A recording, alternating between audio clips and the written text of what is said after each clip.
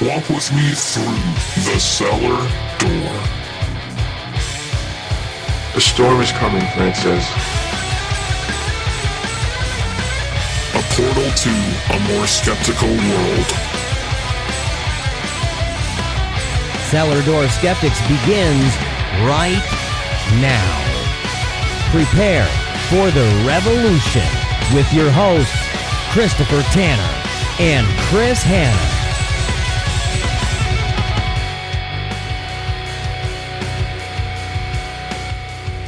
Welcome back to Cellar Door Skeptics. Thank you so much for joining us for another episode that is coming to you after a 1-week hiatus. And we didn't mean to take a week off. We did not mean to. We had a whole amazing episode planned, everything we wanted to do, and then all of a sudden, my work got in the way. You got sent out of state. They shipped you away, my friend. Yeah, they did. And it was not the greatest thing in the world. I ate pretty good, I'll admit, but that's about as much it was. You just eat on a company dime and just order steaks? Oh, yes. We did. We ate on a company dime like you went. Like I had wild boar. Never had wild boar before. So did you have to shoot it? Nope. I paid like $40 a plate for it, but whoa, that was about it. So anyway, enough chit chat. We unfortunately are doing some of this remotely tonight, but we have a couple of specials planned, and we want to thank everyone for joining us because tonight's a very special episode because it's going to be as close to a Christmas episode as we could get. And I had to take Hannah and like take a little fry pan and beat him over the head with it because he's like, I hate Christmas. I'm the Grinch. I'm Krampus. I've been on a bender lately, man. I've been smothered and smushed by time, logistics, and all the family stuff, and then everybody's sick, and work is just slamming. So I've just been an absolute Grinch lately. I don't know why. I just want everyone to go away so I can just work. I just want to work, just get my work done, and just be proficient at that. That's all I want. That's all you care. Everything to work. That's all you care. Oh, well, man. we have a special guest. Hold on, let me bring our special guest on, Hannah. Hi. How are you, Hannah? I didn't know this. It's Krampus. You summoned me earlier. Do you have any naughty children at your house? Well, I'm glad he's here because I shared a picture of him killing Santa Claus. So thank you, sir, for beating Santa Claus to death in front of children. But don't think that I'm not going to come back to your damn house. I'm gonna put more presents in your tree, your effing tree. I do have a tree, but it's half naked because I have a 1-year-old and she's yanking everything off. Yeah. Is she a naughty girl? Do we need to put her in a cage and throw her on her back? That's probably what'll happen if any of that stuff is true. Well, if you ever need me, just make sure you draw a big pentagram, put German words, and say a little chant. I have no idea what you just said. It's kind of mean doing a voice manipulation to a deaf kid. All right, fair enough. For the audience at home, it wasn't me. We had to invite Krampus on because Hannah has posted like 7 or 8 Krampus memes in the last 3 days. So I've got a couple of art friends and they've been sharing it lately. So I said that sounds like fun. Anyway, so let's actually get into the show because we have an amazing show planned. We're going to talk a little bit about the war on Christmas in just a second here. And then we also have a very special private interview with Jay Clough, the chief political officer of the Party of Progress and Reason. We also have a new segment that we're going to introduce because we never do a segment before. And we have a new correspondent, Jimmy Boy, and he's going to join us. Everybody knows him from the chat. They do. And he's going to join us to talk about a music review he threw together for us. And then we're going to end the show discussing peer review articles and all the fancy jazz that goes into them and whether we can trust them or not. So without further ado, though, let me introduce our new correspondent, Jim. Jim, how are you tonight, sir? Hey, guys. I am doing very well. How are you? All right.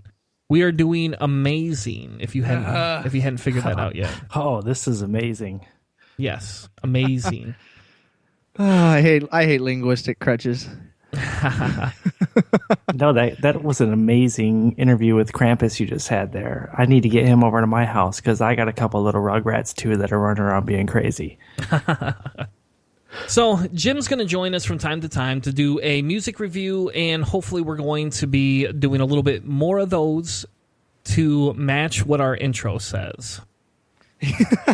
Yeah, a little false advertising there. Like we had all these plans, and then life got in there because we did a couple book reviews, we did a couple CD reviews, and then we just started doing current events because we just didn't have time to do these pre-planned things anymore. Yes. So Jim's going to come on and help us do some of that. Yep. So anyway, without too much further ado, let's talk about the war on Christmas. So everybody knows that this has been popularized by Fox News, the right, and then the left has kind of shot back, and they're coming and saying, well, this isn't a war on Christmas. What are you talking about? We just want equality for all. And so I thought it was fair to have this conversation tonight, and we have a couple of different articles. So we're going to start with Bill O'Reilly, because if you don't know what the war on Christmas is, we'll get into that in just a second. But the war on Christmas, Bill O'Reilly talks about how the good guys have won. And guess what he calls us, Hannah? What do you think he calls us? I do not know. I'm going to guess the angry atheist. Just No, like he calls us the insurgents. Oh, really? This is a warfare terminology. Yes. So he loves to highlight this. I think it's just a what you would call, I don't know, a loss leader for them. They basically know this will get people onto their site, yet it really is a meaningless conversation. And their newest article that came out very recently talks about the fact that businesses were not allowed to tell and were ordering their employees not to say Merry Christmas. Now, I'm sure that happened. Where I've worked, it's never happened. It's never been a big thing. But he claims all these things are just big, fat lies. So now he's claiming, and he calls them naughty companies, by the way. He has a naughty list. It's not him per se. It's the Liberty Family. Oh, what's the name of that group? The AFA. Yeah, the American Family Association. Yes. They put out the list of the good companies who are basically pro-Christian and openly say Christmas, and then there's a naughty list that they call it marginalized, but essentially they just kind of tone down the rhetoric so it would be inclusive. Yes. And that makes them bad. It's like white people saying we're the marginalized sect here. We're the ones that should deserve some special privilege. I had that. I literally had that over the weekend. I was sitting with family, and they were harping on BET and saying that what would happen if we had white entertainment television. I mean, I listened to that whole argument last weekend, and I just said, well, what are all the other channels? And I'm pretty sure those are all Fox News. Yeah, those are all white entertainment television. So, I mean, but getting into the specifics and what they really get into in these articles, to me, this entire thing is the Bill O'Reilly style. Who are we talking about here? This is the guy who starts every book he writes with "killing insert American icon here." I mean, that is what he does. I have two of them. They were given to me, "Killing Kennedy" and "Killing Lincoln." And of course, by the same people that told me this weekend that poor people will never work hard even if they get a minimum wage. So his entire controversy, his entire career is controversy. At least it started once he started, putting out these types of stories. Bill O'Reilly was kind of quiet until he became this pundit for craziness. And then without the war on Christmas, my argument is that how would they get people motivated to talk about it? What would there be to talk about besides good things about the holiday season if it wasn't made into some kind of insurgency, attack, war? American loves the war on insert American problem here. All these types of things, unless they say it this way, the people won't pay attention. As soon as you say, we're going to take away your Christmas and everybody basically celebrating what you want, that's when people get excited. It's like, well, they can't take that away. Well, we're not saying take it away. We're just trying to say everybody gets involved. But the O'Reilly factor, that's what they ride on. That's how they get their kicks and how they get their information out there, is by making it this like battle when it really doesn't exist. Can I ask a question? Yeah. Do you guys think that maybe this is just Bill O'Reilly's shtick, and deep down inside he doesn't feel this way? Or do you think that really, truly he is a hate monger and filled with, all this vitriol over us insurgents? I guess that's better than being called infidels, but, do you really think that's how he is? Or do you think maybe this is just his character on Fox News? I think it's a little both. I think more of it is a character. Because, I wish I had this clip. If I had prepared more and hadn't been gone all last week, I'd had this clip. But there's a clip of him saying that basically what he was going to do is go around to people's yards and randomly put nativity scenes up. He's not going to do that. He's a millionaire. He's not going to risk going to jail over a nativity scene, right? And, we could debate whether they should have public nativity scenes or not. And we could talk about that in a second if we want. But my bigger thing here is that you're right, Jim. It's a stick that he's doing to drive ratings, and it's something he's always done. I mean, him and Jon Stewart had a great rivalry for a while over this, and it was just funny because you could watch one, and then you could watch the other, and then it was just a good kind of back and forth. I like to stick David Silverman in this. There's a bunch of appearances that he's had on that show. I mean, my favorite one, obviously, is the one that turned into a meme. Tie goes in, tie goes out. Can't explain that. That's one of the best moments in punditry history or ignorance history. But when we talked to Silverman in the past, we've interviewed him on our other shows and stuff like that and run into him here and there. He basically had said that the Bill O'Reilly is a really nice guy. He's not this angry person. He's mutual, and he's not condescending. And then the cameras come on, and he becomes the television persona. And then the camera turns off, and he comes back to this more calm, more docile, more business-like person. And I mean, I would say that that's probably consistent for a lot of people. Alex Jones, no, that guy's a crazy pants all the way through. But Bill O'Reilly, I'll say that, there's I would say, like Chris, that we're looking at, eccentricity on this type of situation and running this because it gets him the numbers and it gets him the things. Because, I mean, going to the other article that we have from the New York Times, they talked to the other person who basically wrote a book and started this entire mess. I'm trying to see his name. But the original, he wrote a book and it said, let's see, what was it? Dan Casino is what he is the guy's name that wrote it, and the book is called "The War on Christmas: How the Liberal Plot to Ban the Sacred Christian Holiday is Worse Than You Thought." The longest title I've ever read, but it's just okay. Sure, I guess And Bill O'Reilly grabbed it and just ran with it. Yeah, and there's a Christian Science Monitor article that we'll post along with this, and in there they have this good statistic. They talk about how not all conservatives and Christians actually feel Christmas is under attack. And they say in a recent survey, polling only 13% of Americans believed that they would be offended if somebody said happy holidays to them, compared to the 3% of Americans who found Merry Christmas offensive. The poll also notes that 57% of Republicans say that the war on Christmas there is no war on Christmas, and it's down from 68% in 2012. So we could talk all day long, right? We can imagine there's a war on Christmas. We can politicize it because you put that on the title of the show, right? People are going to be like, "Oh, damn, those secular kids are talking about the war on Christmas. How are they going to offend me today?" They're trying to get new recruits to that army against Santa Claus. Yeah. But it's just not true. I don't think people really feel that way. And it's funny, and I got a personal story here.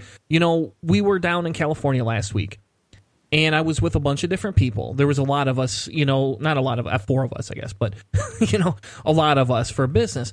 And, there were people in the shop saying happy holidays. Well, one of the guys was like, "Well, Merry Christmas." And the guy goes, "Well, Merry Christmas to you too." And he's like, "Well, I thought you couldn't say that." And he's like, "Oh no, we could say that. I just prefer to choose happy holidays because I am being inclusive." And that's the whole spirit of it, right? I came back. Everybody at my work told me Merry Christmas, and I said it right back. I don't care. You can say Merry Christmas to me. You can. It's not something I care that much about, I guess. I don't Scrooge too hard. I don't just like, and when people say that to me, I just, whatever, sure, cool, okay. When do we eat the turkey? When do we eat the lamb? I don't really, that's for me. It's just like, let's have the family gathering. Let's get together and, have dinner. And I don't know. That's all it really is to me. The whole gift giving thing, where it just like becomes all of this craziness and logistics and all that. That's where it loses me. And then when it becomes like this kind of story, it's just, why can't it be much simpler? And I've always been that way since I was little. Though I've never liked the big commercialized aspect. I love making gifts and things like that. Like I'm making one right now, and like those. I'm looking forward to my homemade flask. Oh, so hopefully I'll get my homemade flask. Well, in that Christian Science article, Hannah says this. They say, throughout his campaign, Trump and his spokespeople have repeatedly voiced support for saying Merry Christmas rather than Happy Holidays, appealing to both non-religious voters fed up with the perceived onslaught of political correctness as well as the conservative Christians. And Professor Cassino, and he says this, he says, it can be a costless and very profitable way for politicians such as Trump, who is not someone who would be a natural for evangelicals, to support them and to just throw them a bone. Oh, so it doesn't cost them anything. No, and neither does going up in front of Liberty University and saying 2 Corinthians. That's what it's all about, right? Yeah, I mean, it's pandering. It's pandering, and I wish these people would realize that this guy who coats his world in gold. I mean, I can't think of anything closer to the golden cap than what Donald Trump probably eats his dinner with every night. So I don't know. The evangelical thing for him is just pure pandering, and that this is an exact case of it. It's his Christmas thank you tour. I mean, yeah. Really? Okay, Don. Whatever. Yeah. Well, and the other interesting thing, Hannah, is, I mean, we've been sending out Christmas greeting cards for how many years, right? Hundreds of years. They've sent cards ever since cards have existed. And it's not something that is specifically driven by faith alone. It's something driven by greetings and goodwill. And there's a lot of people that disagree with me. I'll be honest. There's probably a lot of people that listen to the show that'll disagree with me. And you're welcome to send me an email at cellardoorskeptics@gmail.com and say, hey, Tanner, let's have that conversation. And I'll be more than happy to have that conversation because it doesn't offend me. You know what does offend me, and this kind of will tie into our interview that's coming up here in 10 minutes, is the fact that if you're willing to put your religion on a government property, I have a problem with that. I don't like that. I want that separation of church and state. But if you want to personally walk up to me, and even if you're a government official and you want to walk up to me and say Merry Christmas, I don't care. That's not an avocation. Good. I'm glad you believe in Christmas. I'm glad that you want to use that terminology. That doesn't bother me. The only time I care is if you walked up and said, hey, I'm going to put a big effing Merry Christmas sign in your yard that flashes I love Jesus. I care then. Then I would care. But until then, I get sick of this trope, and I get sick of hearing it in the media, and there's got to be a way to shut this down. I wonder when people that agree with this kind of stuff, I wonder when they get tired of it. Like, yeah, I know, he said that last year. Like, do they ever get tired of it? I get so tired of some of the things that go on through the progressive media every once in a while, where it's like, oh, yes, I know that, people need to be protected and we can't be offending people all the time, whatever. But like, to a certain degree, sometimes the real important things come out, and the other stuff, you just get tired of it. You want to do, okay, this is not important. There are much more important things. Like the poor people who are fighting, they say that their Christmas is an important thing for them, being able to say that, and stores saying it. Well, I bet you if you asked them if they would rather have a minimum wage increase so they could have a living wage, they would probably care a little bit more about that. And I wonder what if they really say, oh, this is the story I want to hear Bill O'Reilly talk about. This is what I want. I want to hear him attacking and trying to defend the Christian holiday, as opposed to, hey, how about you report real news? Like the fact that Michigan just quietly closed the door on the Flint thing. So there's thousands and thousands of people in Flint that are not going to have clean water for any foreseeable future. That stuff would be awesome to hear about. But no, you're going to do the same story you did last year for ratings. Yeah. So that's an interesting point, and sorry to jump in here real quick, but Fox News and even CNN for the better part of it is all about sensational journalism. So, and this was touched on a little bit earlier, they want ratings, talking about what's going on in Michigan is devastating, and it has consequences for hundreds of thousands of people.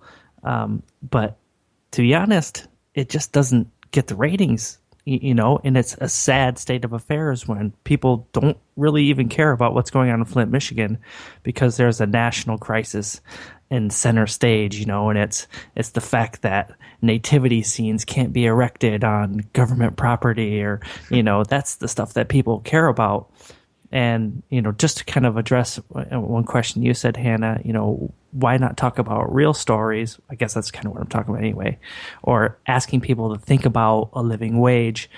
You're asking people to think. You're asking the same people to think and give, serious introspection and critical evaluation to the same people who voted for Donald Trump. You're just not going to get that. That's an insurmountable goal that you have right there, my friend. And that really shows how poorly our country's education system are, what our true values are. It seems to me, it's just me, that some of our true values, what people really care about, is their religion. And, if that's their opinion, that's fine. But it's degraded so much of our core identity as Americans, where we value things like education, we value things about economic prosperity, and it's all gone the way of the Atari. For a cultural reference, it's gone the way of the Atari, because we don't care about that stuff.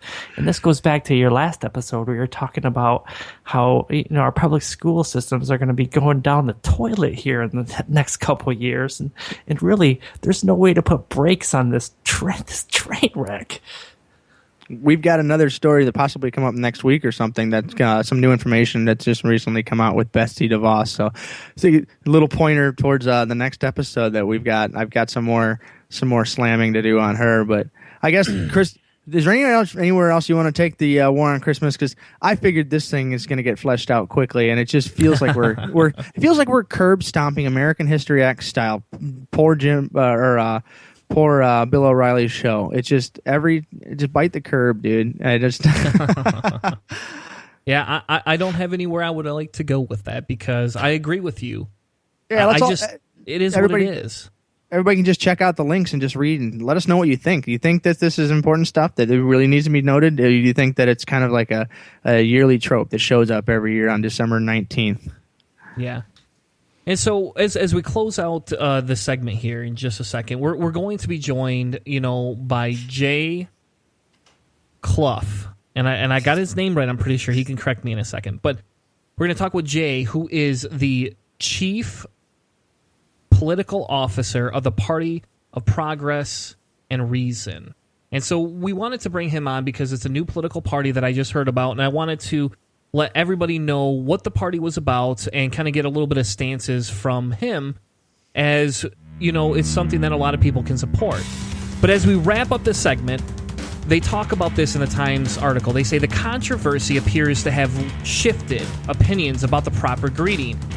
They wrote in Harvard Business Review this month that the number of people who preferred Happy Holidays has decreased sharply in the last 10 years, from 41% to 25%. People are saying Merry Christmas. It has remained popular, and it should not be offensive. We'll be right back with more Cellar Door Skeptics. Stick around as we slander the words on our live show. Woman, part of the panel of Holy Crap, the Vlogcast, and you're listening to Cellar Door Skeptics. Hi, this is Trav Mamone of the By Any Means podcast. Join me every week as I talk to activists, bloggers, and podcasters about the intersections between social justice and humanism. Go to www.byanymeans.com, that's by spelled B-I, to listen to the podcast and read my blog. Besides, aren't we all a little bi-curious?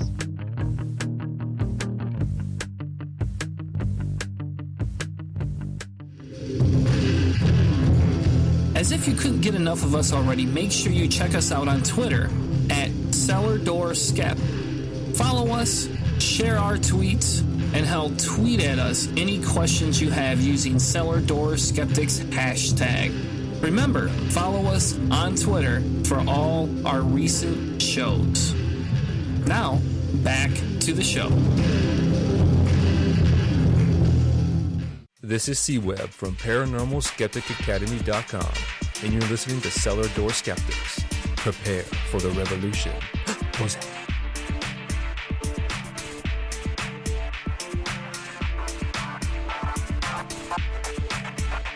Now, back to the show.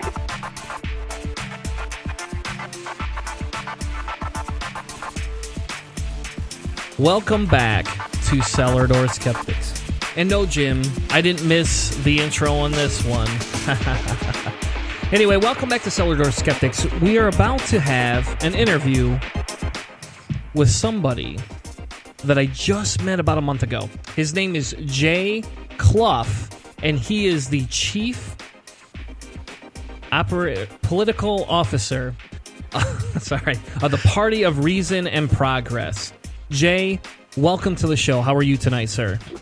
I'm doing great. Thanks for having me. I've been listening to your podcast, and you guys have some good dialogue. It's good. I used to do a podcast a long time ago. You guys are great.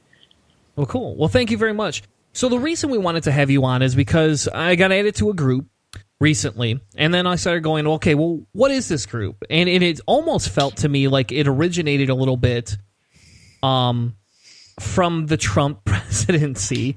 But doing a little bit of research, your Facebook page says this has been around since 2010.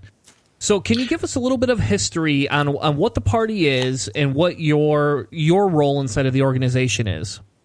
So back in 2010, David McAfee, in response to the Tea Party revolution, started, but it kind of fizzled out. And he kind of put it up on a shelf to address later, I guess.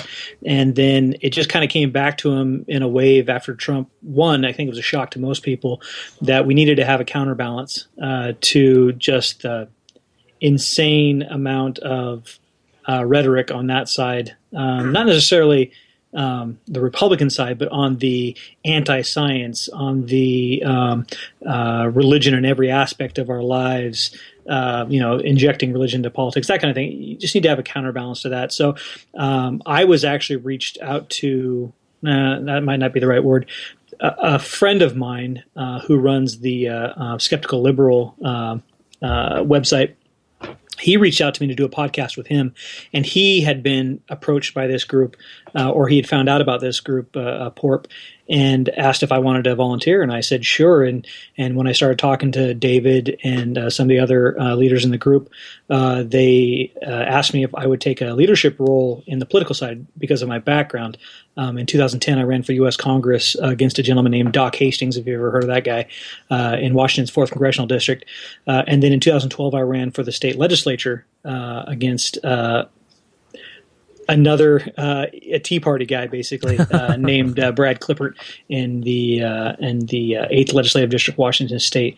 And so from those experiences, I have done some consulting and given some advice to candidates and to organizations throughout the years. And because of that, they invited me to come on as their chief political officer. And so that's where we are right now. Yeah, so your website says that the Party of Reason and Progress is a nonprofit organization that's dedicated to adequately informing the American public regarding modern political issues and policies. Mm-hmm. And it says your mission is this, that you're an organization dedicated to promoting reason, the scientific method, and empirical sound decision-making in modern politics. So I first, I'll invite people to go to the partyofreasonandprogress.org. It's all spelled out, Party of Reason and Progress, or partyofreasonandprogress.org, for the long, drawn-out, wordy explanation. But it boils down to this. We are a group of individuals that will support candidates and issues that follow reason-based and scientific method-based policy making.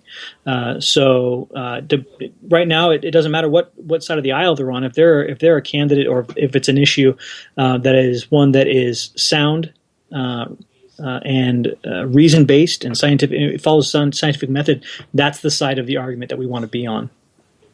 Okay. And so it talks about, your purpose about being the secularist, secularism, evidence-based, policy making. What's the point of advocating secularism, I guess? I could tell you my opinion why I would, but as a political party, a lot of times that's something that is frowned down upon. So I come from a unique background in my peers in this group because I'm one of the few folks of faith. So I'm Catholic.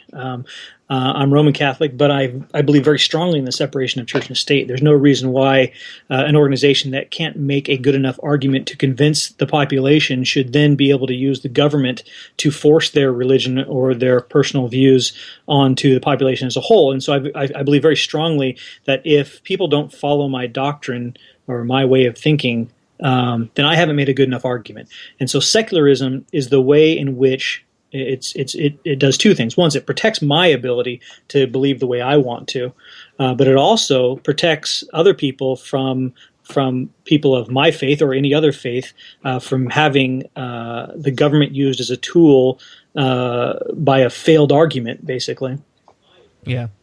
That's brings to mind the Danbury Baptists and Jefferson's letters back and forth and involving the Constitution in Virginia and everything. I mean, this is a clear case of I guess what would be considered, oppression or attacking one specific group, but both of these groups in this situation were faithful, and so that separating the church and state is not always just the faithful against the faithless. This is a lot of times can be one specific sect of a faith group going attacking another faith group. So like this is actually protecting religious groups that are minorities from majority rule and things like that. So this is actually a good thing that can be good for people who are believers too. That's one of the things I always like to try to remind people about secularism on this thing is like that's a great example of how your group, your political group, can actually cross the aisles very easily and try to get a little bit more of a bipartisan look at this thing, because the separation of church and state is good for the country, not just for any one specific sector group, for sure.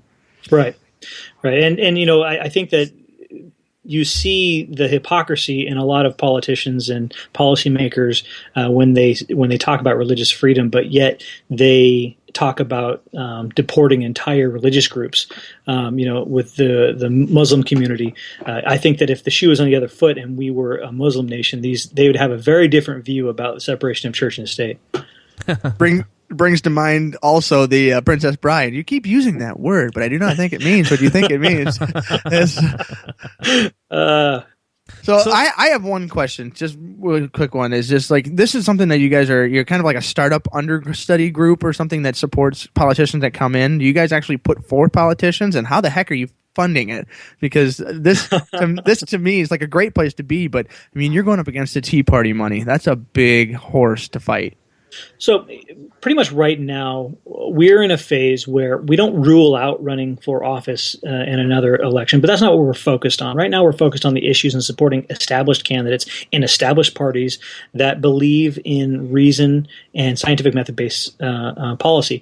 In the future, that may happen. As far as being a startup, what I've suggested, and I'm only one vote on the executive board, but my personal view is that we shouldn't be running candidates even for local office for a couple of years, and then we should do maybe 4 to 6 years after that we should be looking to run for state office, and then maybe 6 to 10 years running for federal office. It needs to be a slow, gradual process that builds up your bench from the bottom up, and I think a lot of what you see of parties trying to form in the United States, they always try to start at the top. They always try to start with running for president or running for Congress, and it's not really, I can speak from experience, it's not the most successful way to get elected to office. I can imagine. That's one of the things the Transhumanist Party learned last time. We kept hearing about them on Facebook all the time, if anybody is familiar with any of the transhumanist movements. But, oh, man, Zoltan is fun. But when you said something like we were a group of understudies, it made me think that we were, sandal-wearing 22-year-olds in college or something. But a lot of us are actually, I'm 40.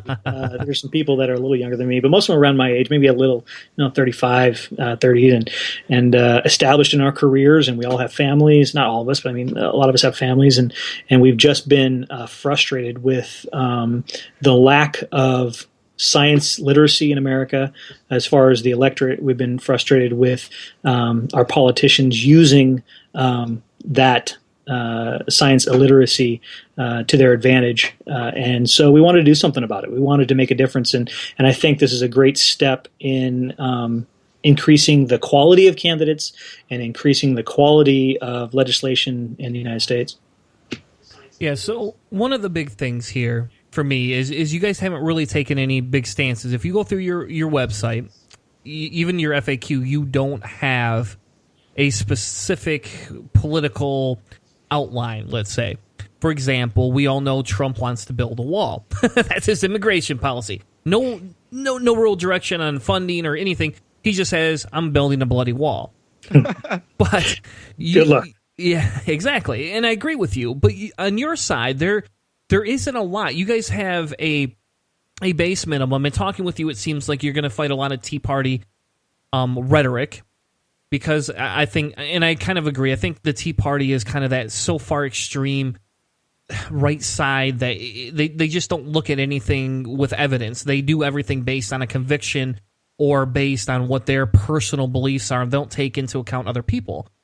So how are you going to work within your own party? Because you're going to have conflicts. For example, inside of atheism, secularism, there's a conflict between pro-life and pro-choice. And back in the days when I ran Atheist Analysis, we interviewed secular pro-life. And they have, I won't say they're good arguments because I don't agree with them, and I have a bias against them. But they were at least well-spoken and educated in the conversations that they had. I think that it's important that let me step back. The policy and the lack of policy on the website, I'm going to go ahead and throw myself under the bus for that one. That's my purview. That's what I am charged with doing. And the reason why it's not up there right now is because unlike other organizations, we don't want to just throw out positions, even though we know they're scientifically sound. We want to have the science on the page with the position. We want to be able to start out from a point of solid foundation before we just start throwing out opinions. Because a lot of parties, it's just opinions. That's what it is, and we want it to be science based and reason based. Now, taking it one step further, people might not realize that a lot of these issues are more than just science. They're more than just reason. Some of them are they're ethical questions. So we have an ethicist that we go to for positions. We have scientists that we go to for positions. We have philosophers that we go to for positions.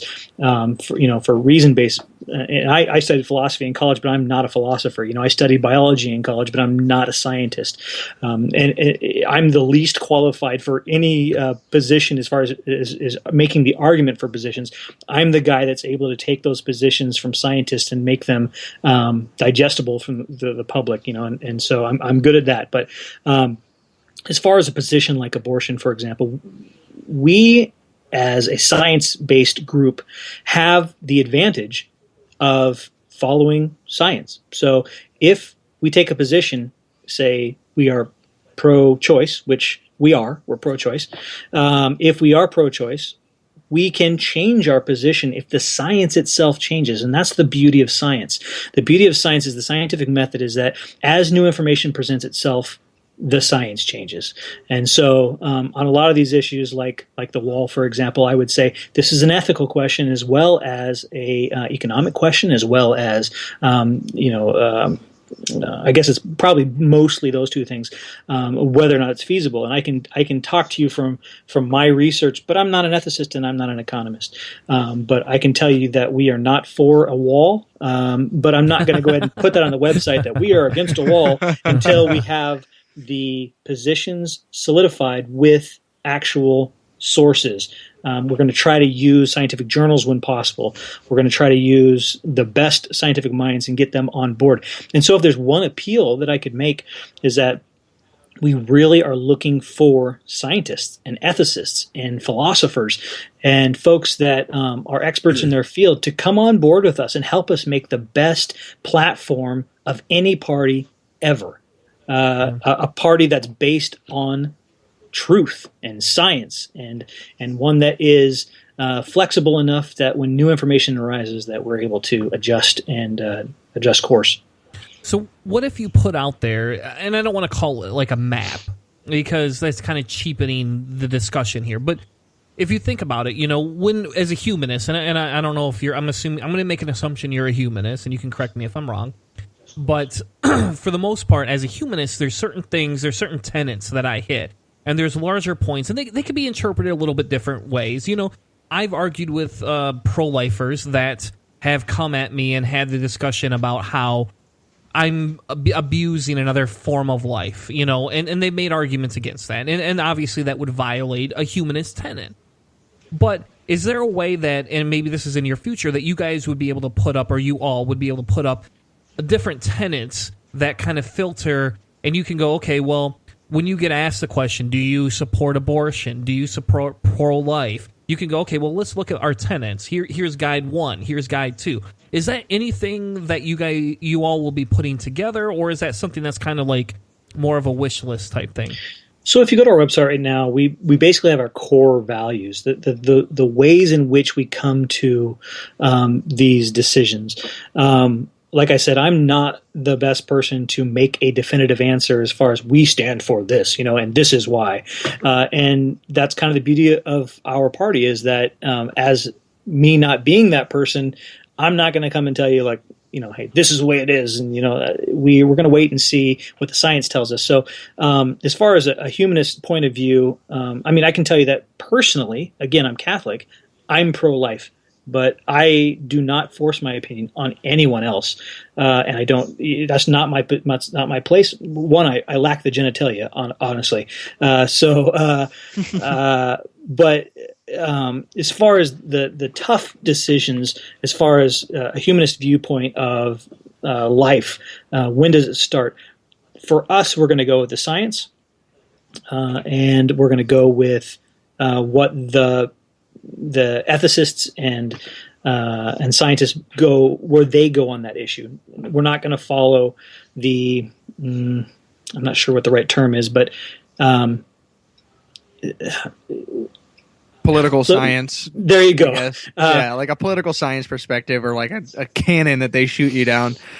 I'm pretty sure you can shoot down any position that you want to, and I'm a former politician, recovering politician. How about that? And I can tell you that I can take any single position that you have and I can shoot it down. That doesn't mean it's true. It doesn't mean that it's fact based or science based. But if anyone has a strong opinion about an issue, whether or not it's science based or not, they can try to find the legal loophole or the philosophical loophole to try to shoot it down. What we're going to try to do is find the most firm foundation of science and reason that we possibly can, and we hope that people will trust that we're coming from a place of honesty and scientific integrity when we do it.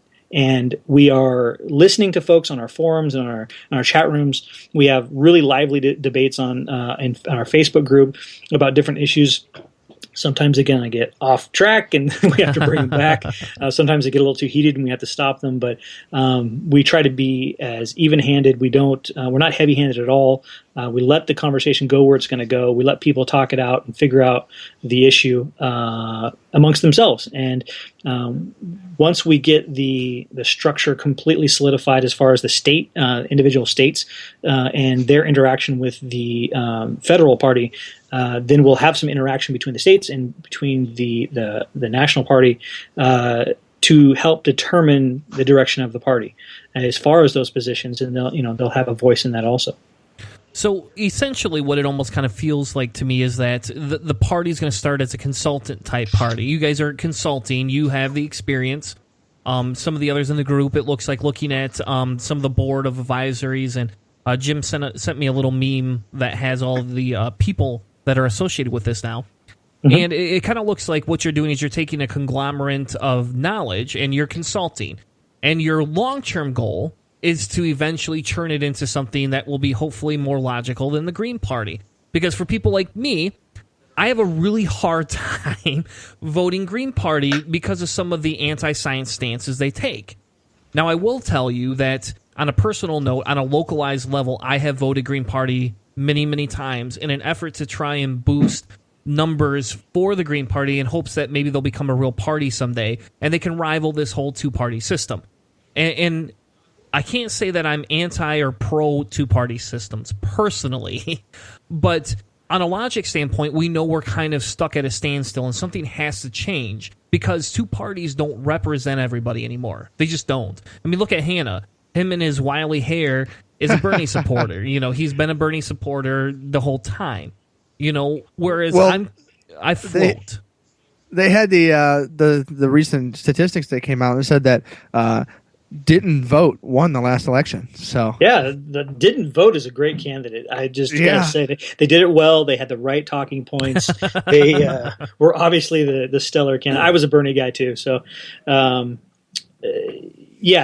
I think that what you'll see from porp is an effort to do it right the first time. And that means that finding the right people to get it off the ground and then attracting the right people to maybe keeping the right people to make it successful. But what we definitely don't want to do is allow the passions of individuals and their personalities of individuals warp the group into something that doesn't reflect the core values of the group, which again is very simply boiled down to supporting the candidates and the issues that are reason and scientifically based. I got a question. You said that you're looking for experts in these fields, right? You're looking for ethicists and scientists and people that would be great to be part of your group. So you've got these Facebook groups, you've got all these social media groups, and those are places where people can interact here and there. But if someone wants to be an actual volunteer, if they really want to be part of this grassroots growth, how do they get involved with this? Because personally, if there's something that comes through in the Michigan area, this would be something that I would be much more akin to putting my time and maybe a few of my Bernie dollars into, because I would love to see something this scientifically driven become, if not on the national stage, a local electoral stage. Because I personally try to pay more attention in my local politics, and that seems where you're going to be starting first. So I'm a mechanical engineer. I would love to get involved with this kind of stuff. Yeah, Hannah's drooling here. Yeah, just drooling all over the mic. Man. He's like, holy shit, science? We're going to have a science party? Fuck all. We got science here. So let me first say that we need people that, in every interview they ask you, they need self-motivated people, right? So we need self-motivated people in every single state to form a group, even if it's your hometown, of like-minded people that can get together and form your executive committee, right? And so once you get that group together, I would recommend that we have a packet that we can send you that will help you to form your committee and help you get in line with the national party, so that when the time comes, we can recognize you as an official state chartered group. But if you want to volunteer, go to the website partyofreasonandprogress.org, and on the link there's a link for how you can help. And on there it has volunteer at partyofreasonandprogress.org. Put down your area of expertise and what you'd like to do. It doesn't have to be 3 paragraphs long. Just, this is what I do. This is how I can help. I'm excited about your organization, and someone will definitely get back to you, and we will assign you to a work group or a committee that focuses on a specific policy position. 3 paragraphs? You're getting my manifesto, pal.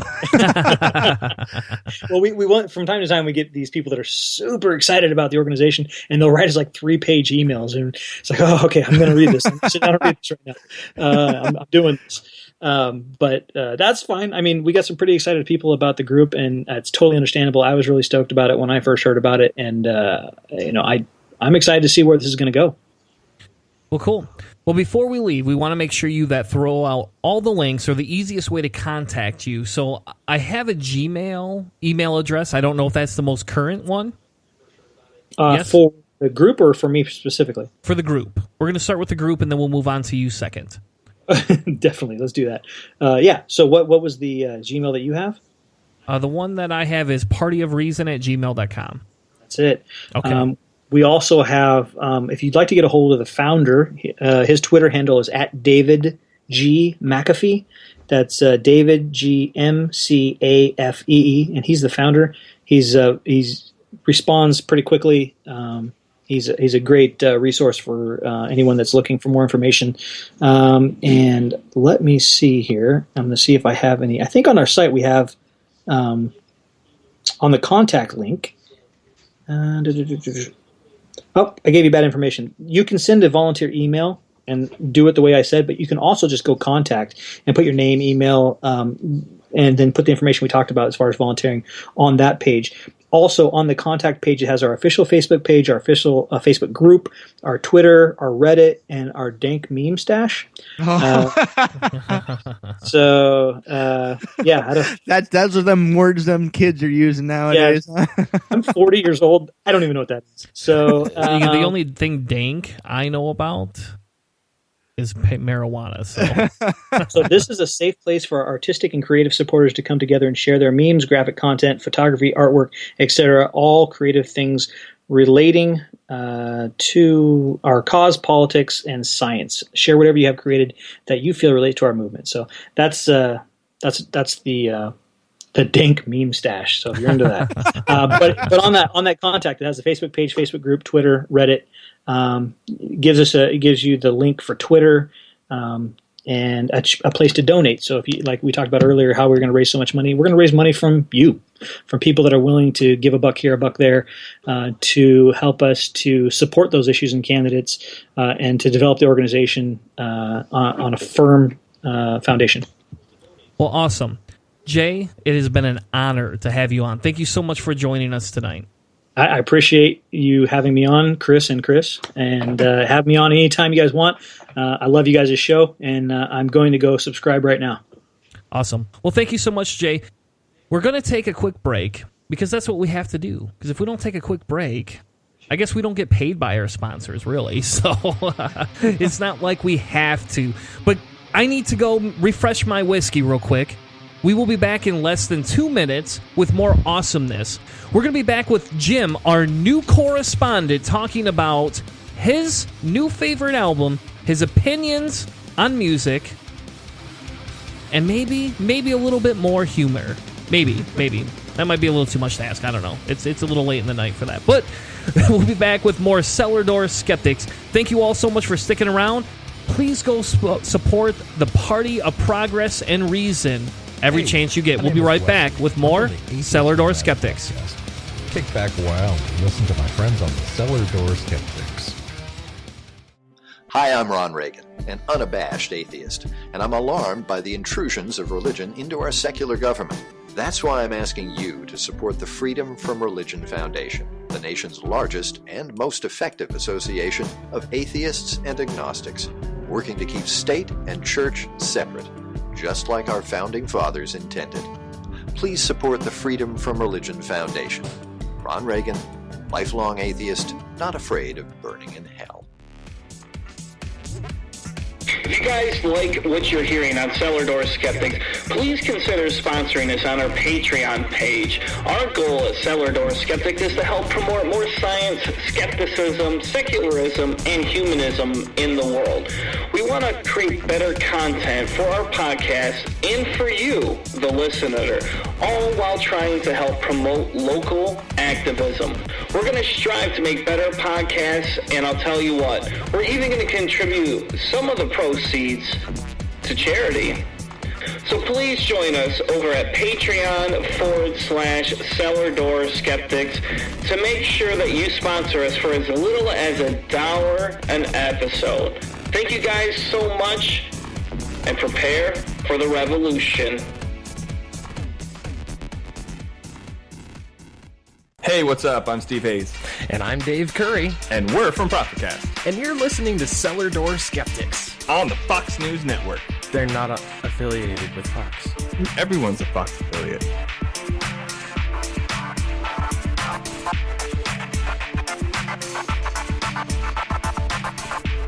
Now, back to the show.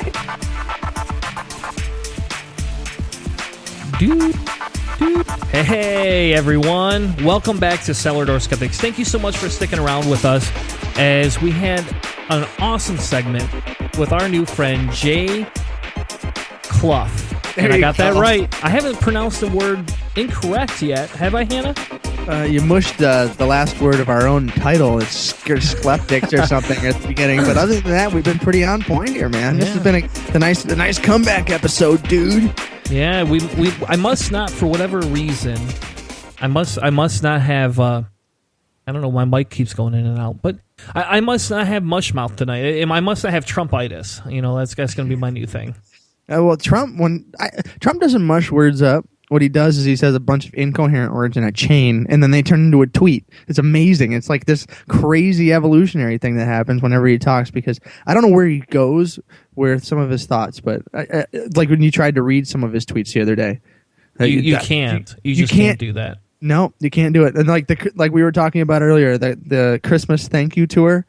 Oh man, it's like listening to Jerry Falwell talk. It's just, there's no point to what's going on here. But so this is the music segment here. This is bringing back the old school. The first 3 episodes, I believe, that we did on the show, we had a music review in the first 3 episodes, and then I don't think it's come since then. So no, and we got called out. In all fairness, we did advertise, we do music reviews, and we just haven't had time to do one. And I'll be honest, I've got some set up. I don't know. I get lazy, and I'm not as good a writer as you are. So I'm better at the research and yelling and mush mouthness here than I am about writing poetry about how awesome a band is.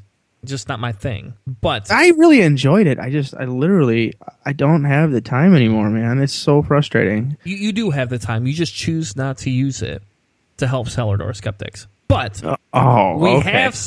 we have a friend that is joining us tonight. Jim, welcome back to the show. How are you tonight, sir? Hey, good. So was I supposed to be doing poetry for this segment? Well, it's kind of like poetry, right? Only if it's slam poetry. Like if you can smack a people down or something, then we'll go for it. No, I'm not going to do any slam poetry tonight. To be honest, I have no idea what the musical taste of the regular Cellar Door Skeptic listener is. What I do know, though, is I have a lifelong passion for music. I've been a semi-professional musician. I interned at a mainstream radio station for a while.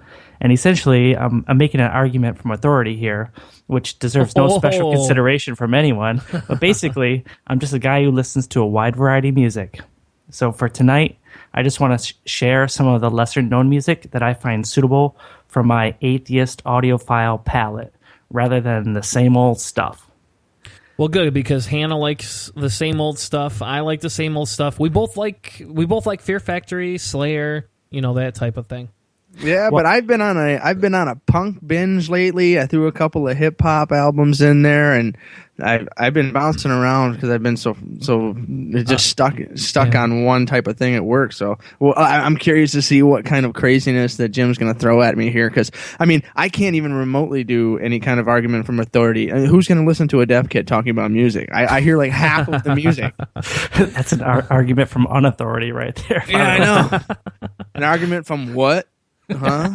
Well, Jim, why don't you lead us off? How about that? Why don't you start the segment off? You picked a couple of different songs, and we'll play samples from each of these songs. And okay, cool. Why don't you kind of go into why you wanted to join us, and then why you wanted to choose this specific artist to have a conversation about. Okay. Yeah, so, we all know that there's atheist artists out there that write songs for atheist audiences, but, I have a question for you guys real quick. Are those, by definition, atheist songs? They are, I think, but are these inspired by atheism? Do atheists really have songs? We have anthems and things like that. I don't know, because I don't think we do. How about this? Yes, if you listen to Shelley Siegel. Yeah, no, that's a great example. But so let no, me tell you, normally.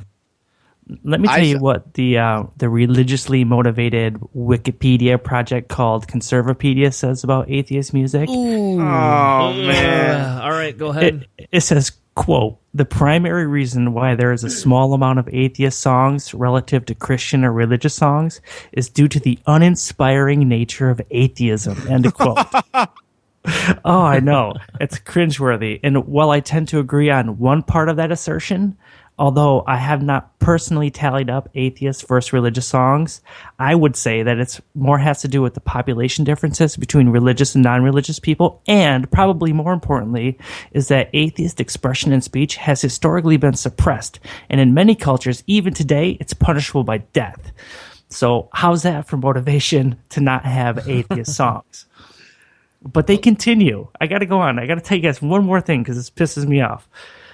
They say, due to the historic lack of community within the atheist population compared to other groups and the uninspiring nature of atheism, there have been no tradition of atheist choirs singing atheist songs, and there's no tradition of atheist bands who sing atheist songs compared to religious cultures, of course. Well, yeah. I actually agree with you on that one a little bit, Jay. Though Sunday Assembly is a very secular-based, non-religious Sunday gathering, and in all fairness, they don't do their own music, but they do go out of their way to find more secular music that fits into their genre. That's excellent. That's excellent. I was just gonna say that, I mean, as much as having a choir singing atheist songs would be good, I really think it'd be difficult to pull off Fear Factory's "Piss Christ" with a nice teen choir. I don't think that's gonna work out very well. Challenge accepted. Well, I think I don't want to get too far off on a tangent here, but I do think you have a point that you're right. How many times do we see this? How many times do we see atheists and secular people just embracing life and not coordinating enough with each other to actually give us some sort of setup music that we can, feel good with, I guess, that we can relate to, that will give us a connection with life? Because a lot of people are like, oh, I don't want that connection. That connection can't exist. We can't have that because that would show faith or spirituality. And, that's kind of where, the Sam Harrises of the world is saying, well, there is spirituality if you look at it on a secular motive scale, right? And he makes a pretty good case, not that I 100% agree with him because I don't, but he makes a pretty good case about how, to a point, we are still connected in some way, shape, or form, and that what that does is allows us to continue to develop and use the evolutionary traits that made us so successful to continue to, be fruitful. All I say is that I'm the minority in this, that I never had any real faith or anything. So I just don't have a natural inclination to do that. And I think actually people that come out of these groups where people are, getting together and doing this churchy thing where they get together and sing songs and these grouping things, there's almost an aversion to people, at least at the beginning when they first leave their faith. I mean, it's just this intense disentanglement from it. So I think it's just, I don't know. I never had any inclination to do it. And then the people who have done it in the past that broke free from their faith, I don't see them having this want to really do it very often. That's the Sunday Assembly is great, but I think that's a really small number, and of the people totally that believe or that are no longer believers. So I don't know. I don't really see the necessity for having that type of thing as way of that atheism is uninspiring because it doesn't have choir music. It's that's just it's apples to oranges, I would say. Yeah, I totally agree. And you're not the minority here. I've never really had I didn't have a religious upbringing and everything like that. So I don't really believe in spirituality or anything like that. So this is the first 2-to-1 conversation we've had here. Tanner's the minority. Usually I am. So this comes back to why, I approached you guys about doing a segment like this. It's not necessarily because I want to introduce, atheist or secular music, because I think it's out there and I think people can find it. I just wanted to talk about some music that inspires me personally, because I'm a little bit biased, and I think that these are good songs whether or not they have a religious or an atheistic undertone or not, which I think, especially in the case tonight, they do. So before I formally introduce the artist that I've selected for tonight, and I'd like to have you play one of my favorite songs of his. But let me explain why I like this song so much. First, it has a cold, heavy intro, and it doesn't take too long to get into some catchy hooks. Now, I can't tell you for sure what the inspiration for this song is, And I've read some theories online that this is about loving a woman who is, broke his heart, which is like the basis of like 75% of all music out there. But when I listen to this song, I am convinced that the subject of the song is religion. In other words, I believe that this song is about deconverting from religion. It is titled You're a Lie by Slash, featuring Miles Kennedy and the Conspirators. All right, so I'm going to play the beginning of that song.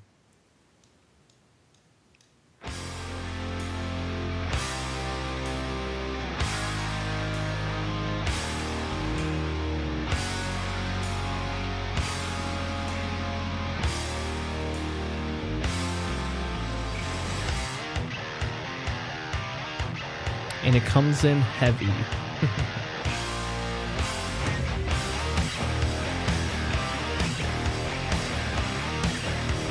And in all fairness, Slash did play for Guns N' Roses. Yeah, I'm about to tell you all about that. Oh, okay. Sorry, I jumped ahead, buddy.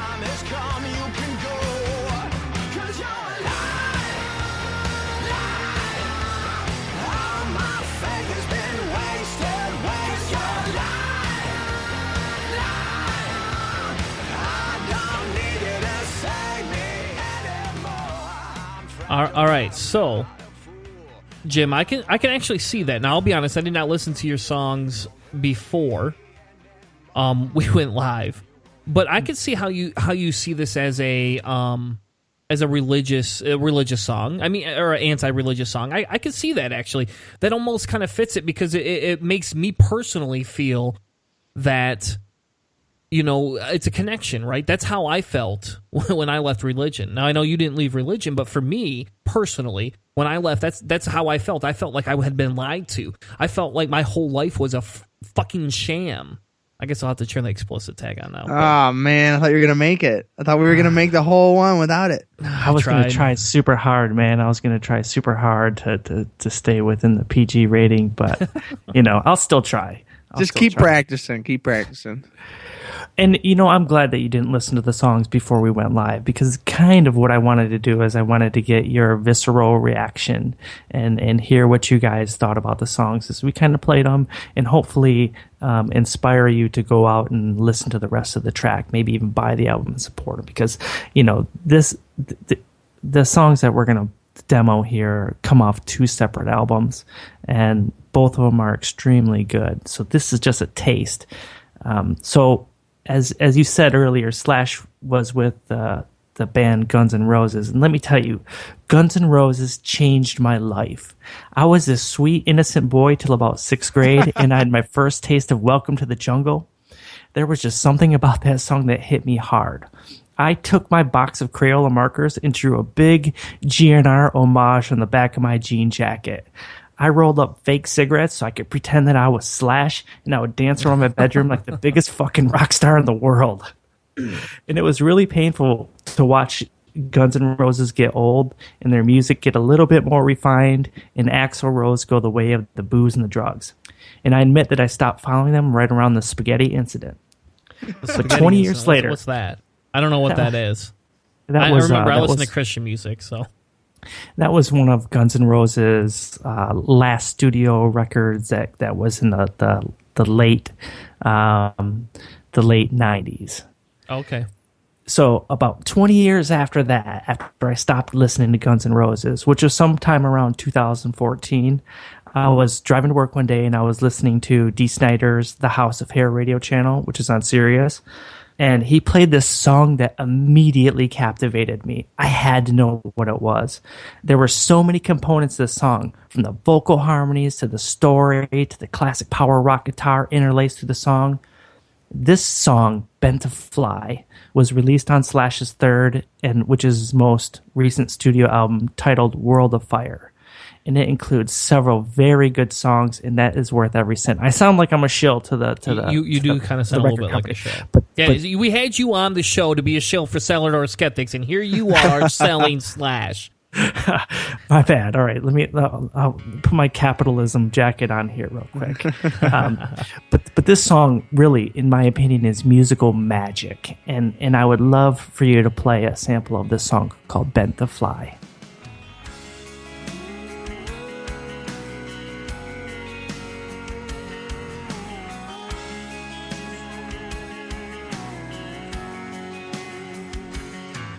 I kind of feel like I got to hold a lighter up here.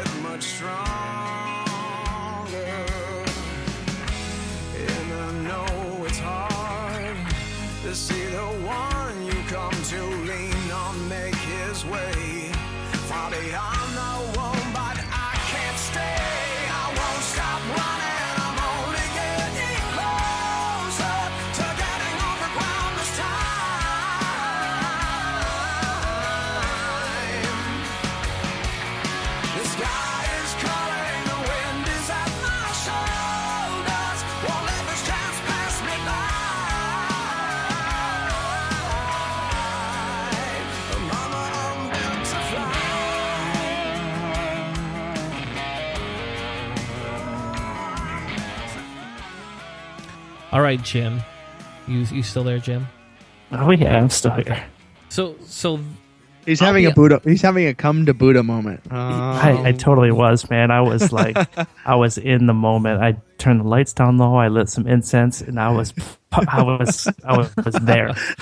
So I will with you. We'll say this. I was just gonna say that I saw Miles and Slash play at Soaring Eagle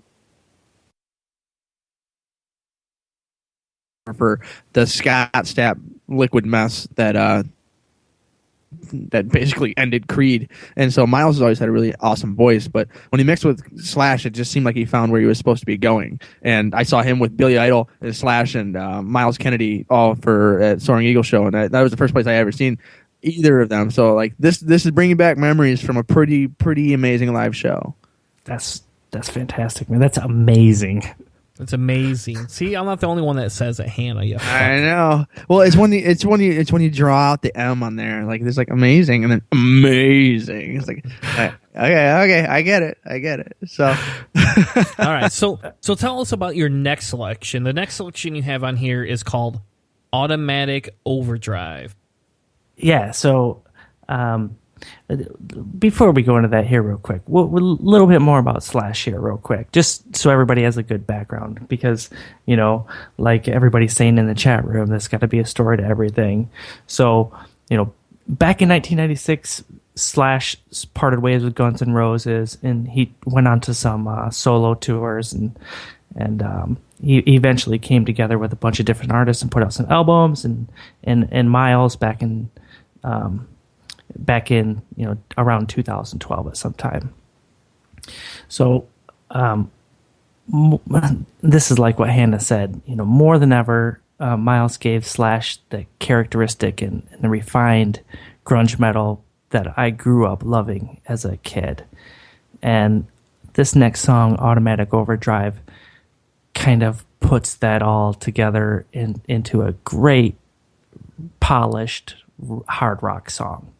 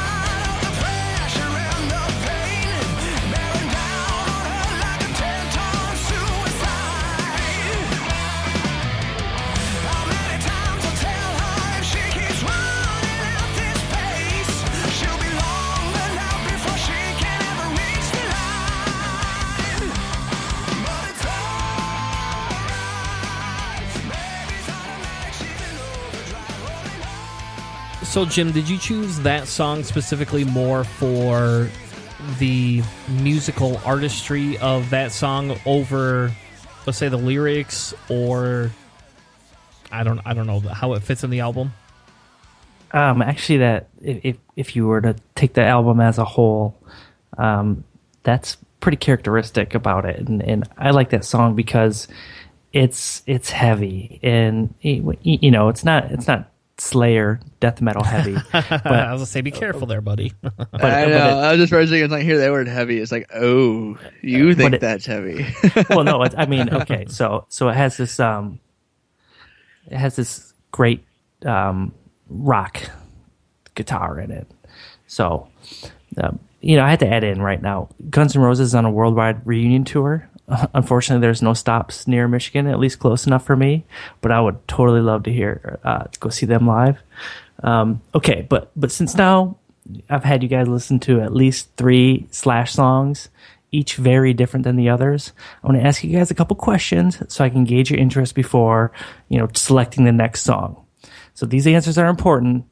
Answer carefully. Okay, so Hannah, on a scale of 1 to 5. How likely are you to listen to Slash while working out?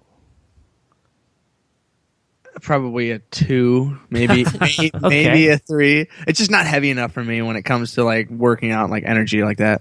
Okay, gotcha. All right, Tanner, on a scale of 1 to 5, how likely are you to listen to Slash while having sex? Probably a 0 because my wife is not really into listening to music while we have sex. Oh, that's for the record. That's 5 on both of those for me. Okay, Hannah, does listening to Slash make you want to knit a sweater or curb stomp Bill O'Reilly? Curb stomp Bill O'Reilly. That's a pretty good. It's a pretty specific one there. But yeah, no, like obviously that Slash would definitely bring that one out on me. That's good. Slash also has a song about curb stomping somebody, for the record. Really? Does he sing it or does someone else sing it? Oh, no, it's on the same album. All right, Tanner, would you be more likely to drive 35 miles per hour on the highway or smash a nativity scene with a sledgehammer while listening to Slash? I would slash the nativity scene as long as it was not on private property. That's good. Clarify that. Legal disclaimer. Well, Slash neither has a song about driving like a little bitch, nor one about desecrating some poor sucker's decorations. But those are both good song concepts. I believe it was Sammy Hagar that couldn't drive 55. It was. Yeah, I think it was. Okay, last question.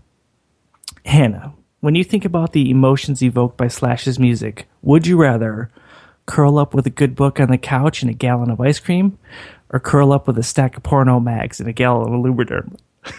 Are you asking about Tuesday every week? Is that what this is? No, obviously that is definitely a stack of porno, no question. I don't really need the lube though. No, it's all good.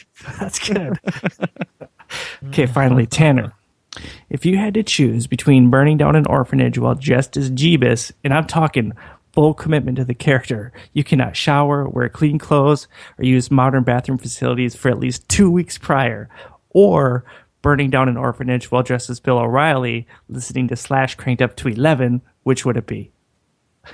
Am I allowed to say I would never burn down an orphanage? I feel like I'm getting caught in a trap here. I guess I would say dress as Bill O'Reilly because that's good.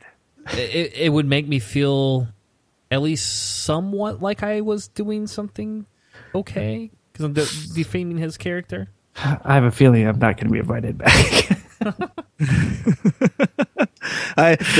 I'm feeling some serious Cosmo Mag questionnaire action happen here.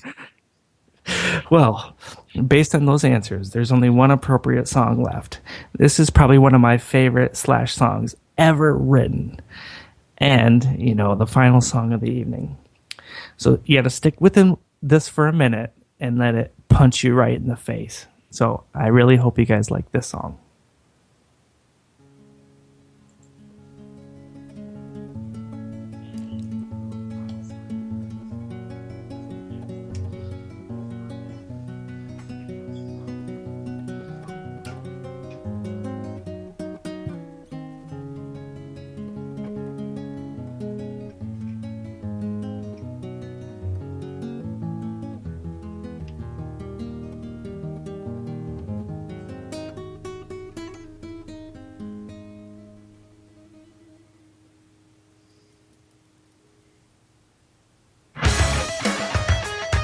Christmas song.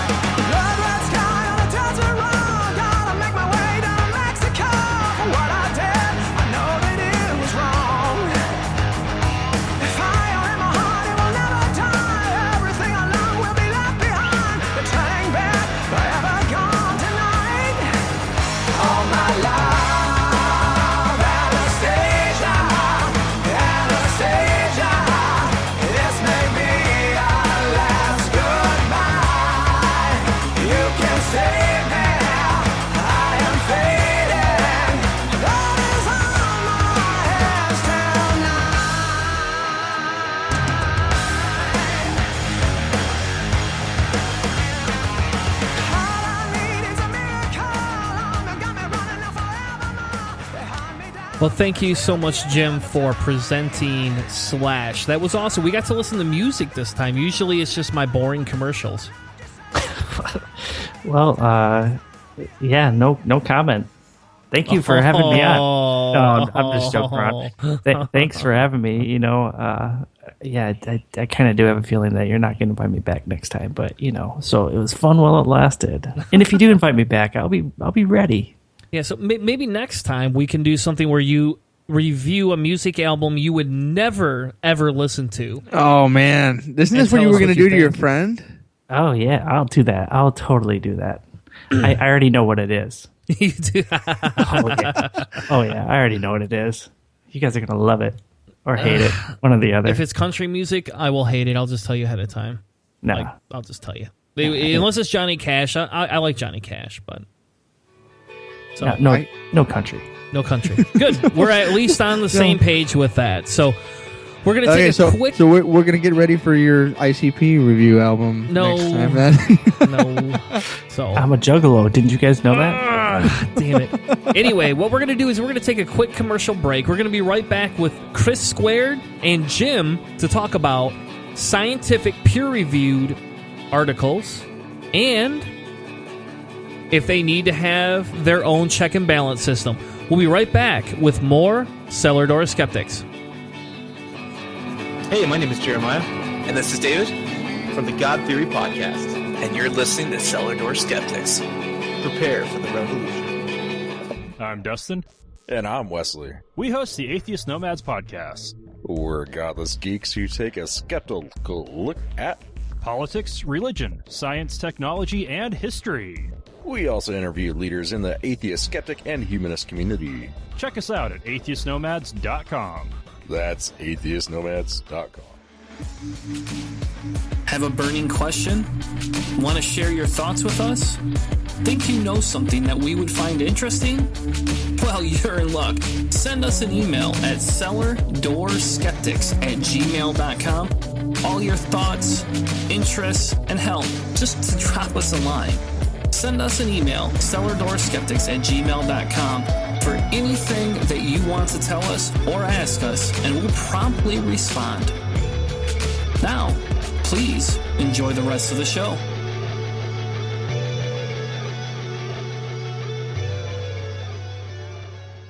This is Matthew the Apostle from In the Name of God, the podcast, and you are listening to Cellar Door Skeptics.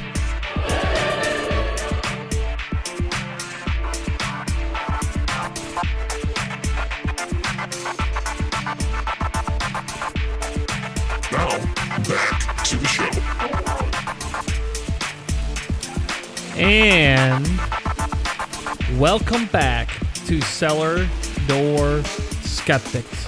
Thank you so much for sticking around for this awesome ass episode. Because that's what I'm just going to say, because Hannah hates when I say amazing. Awesome. So I just say awesome. Awesome could turn into the new one, I guess. It could. Yeah. I don't know, Jim. What's your vote? Do you think I should stay awesome or amazing? Well, if you go with awesome, you can't, just like we talked about, it just can't be amazing. It has to be amazing. Amazing. So if it's awesome, it's got to be like awesome. Awesome. There you go. See? So in a couple weeks, it'll be Cowabunga, dude, and we'll be eating pizzas in the sewer. I actually don't have a problem with that, Mr. Hannah. So you might, but I do not.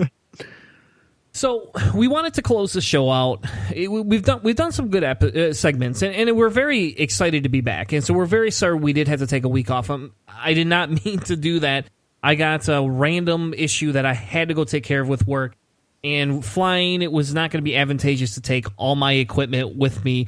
And like the Wi-Fi at the hotel was awful anyway. So even if I had taken it with me, it would have just gone to the drains. Wi-Fi in California is bad. I assume the whole state was wireless by now. It is, but the Wi-Fi in the hotel is awful. You have to log in through these passwords every time. So if your phone goes silent for whatever reason, like you put it down, you go pee, you come back, and you pick it back up, and you're like, oh shit, you got to unlock your screen. Well, you got to relog back in. It was awful. That was the worst part. But and they check and track all of your YouPorn access. They might. I don't know. I didn't look at porn while I was on. I hope not. So. Oh, really? No, not at all. So anyway, welcome back to Cellar Door Skeptics. We want to thank our Patreon sponsors, Alan and Denny. Thank you so much for sponsoring the show. If you'd like to join the ranks and sponsor the show on Patreon, please head over to the patreon.com/Cellar Door Skeptics.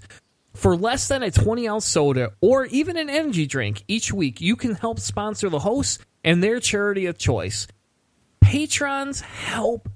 I can't even pronounce it tonight. It's too late to do that part of the commercial. Patrons help us create better contact, become better activists, and it's going to help you stay healthier by drinking one less soda or energy drink each week. So come join us. Come sponsor us because we bring these sources to the discussion. And we do. We have more links than you can even imagine. Oh, man. If anybody goes through all these links, they're just going to get so inundated with all this information. They will. And so I want to say, as we wrap and go into this last segment, I miss you, Hannah. You're not here. Jim, I miss you. So I'm going to do a shot and salute to both of you. Clink. Clink. Anyway, so the last segment that we wanted to talk about is about peer-reviewed articles, right? And this was very interesting to me. And if you go over to Paleo Radio on Spreaker, you can find them as well. I did a segment with them about the same topic. But I wanted to do this with you too, Hannah, because this was so interesting to me. I just was so amazed at what was talked about, because I never thought about that, right? Who peer-reviews the peer-reviewed studies? It's amazing. It's a tough question, and so like I've got a couple of basic points for things that I've read from people who talk about, you know, more important scientific stuff, and from reading the Hawkins books that I've gone through, and he actually makes a couple of mentions about scientific progress and I guess specialization and things like that. So I'm curious to see where this goes, and then I'll throw a couple of points in from stuff that I know from my basic research throughout what I've gone through and read in my past. Yeah. So the whole idea started from a Reddit thread. See, I'm talking like Trump already. A Reddit thread that basically had this Vox article. And this Vox article says peer review is critical to the scientific process. Well, right there, that first sentence alone goes, I need to read this publication. So then they talk about how publications, how journals, different manuscripts are reviewed by scientists who are familiar with the field to safeguard against bad science. Again, makes 100% sense. But peer review often fails. Now I'm sitting here going, oh shit. What are we going to do? Because if you think about it, though, and you think about how everything works together, and what do we use all the time, Hannah, when we have to have these conversations with Christians, right? What do we use when we have to talk to people who are voting based on unscientific methods? We talk about peer-reviewed studies. Yeah. The scientific consensus, peer reviews, and the major journals. So Science magazine, journal, Nature magazine, those the big ones. Those are the ones that we usually source and say that those are the arguments from authority. Yeah. And on my side, I grew a little concerned, and I was like, okay, I need to do some research. So I have a friend that I texted, and we text back and forth all the time, and him and I were texting, and he's like, well, yeah, look, here, read these articles, and here's this other article that actually talks about this, and this is an actual thing. This is not something that, we should just go, oh, hey, this isn't a big deal. This is actually a big deal. What they do is they talked about how overworked certain scientists are and how generally underpaid they are for reviewing these articles. They also talk about that there's a small minority of researchers who are shouldering most of the responsibility for peer review studies. So, Jim, and I'm going to throw this over to you as a newbie on the show. What do you know about peer-reviewed studies, and have you ever heard about the concept of how basically some of these studies are either too lenient towards prestigious researchers or are completely fake and false in and of itself? Yeah, no, I totally have a first-hand insight on this. So just a little background on me. I guess here's another argument from authority. But I got my degree in medical science. I went on for my undergraduate, and I started a doctorate degree, which I didn't finish. So I am very familiar with scientific journals and publications and peer reviews, although I'm not a published author myself. But essentially what you have is you have a journal who will have a bank of reviewers, and the reviewers will get a paper, and they'll have to read it, and they'll have to submit back to the journal. And these are anonymous reviewers, and they submit back to the journal and look for things like scientific accuracy in the techniques. Is it up to date? Is this a novel research item? And so on and so forth. So then they'll send feedback to the journal, not necessarily the author.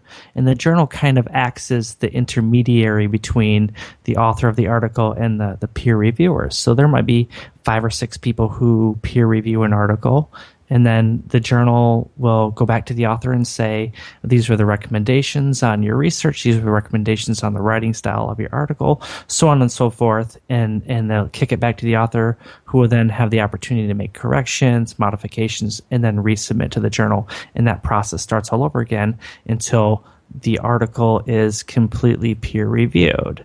And then the journal publishes it, and then it's out there for the world to digest and, understand and that kind of stuff. But where the rubber hits the road is the relative strength of each individual journal.